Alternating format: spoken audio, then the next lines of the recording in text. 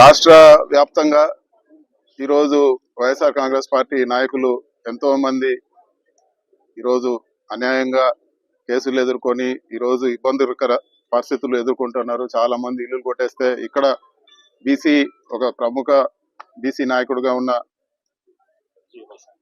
విజయ భాస్కర్ అన్న గారిని దారుణంగా ఈరోజు ఆయన పైన అటాక్ చేయడం జరిగింది. దానిపైన పోలీస్ డిపార్ట్మెంట్ సరైన చర్యలు తీసుకోలేదు. తూతు మంత్రంగా ఈరోజు చర్యలు తీసుకునింది. ఖచ్చితంగా సీరియస్ యాక్షన్ తీసుకోవాలని చెప్పి కూడా మేము డిమాండ్ చేస్తున్నాము.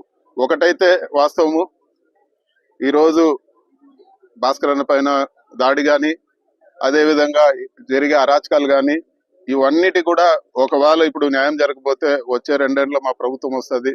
ఖచ్చితంగా న్యాయపరంగా వీళ్ళందరిపైన ఖచ్చితంగా యాక్షన్ తీసుకుంటామని చెప్పి కూడా తెలియజేస్తున్నాను. పీడీ యాక్ట్ పెట్టైనా కానీ, పీడీ యాక్ట్ వర్తిస్తే పీడీ యాక్ట్ పెట్టైనా కానీ వాళ్ళందరిపైన కఠిన చర్యలు తీసుకుంటామని చెప్పి కూడా నేను తెలియజేస్తాను.